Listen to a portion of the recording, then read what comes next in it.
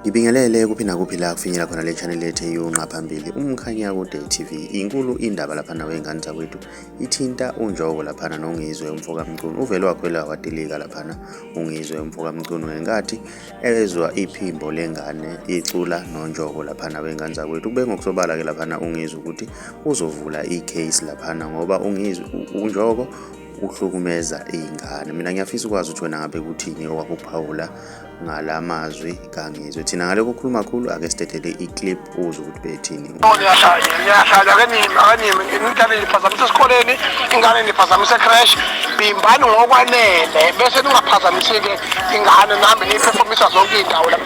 Ingane uNkulunkulu wami ngiyacela kumanje I'm going to open the case against you i-child abuse into eniyenzayo. Uphi unina wale ngane? Uphi uyise wale ngane? Uthula uthini? Wena uma uligaga wazana ngala magaga.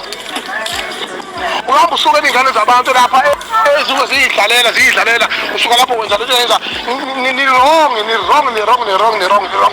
Ayenziwa lento lena. This is a child abuse.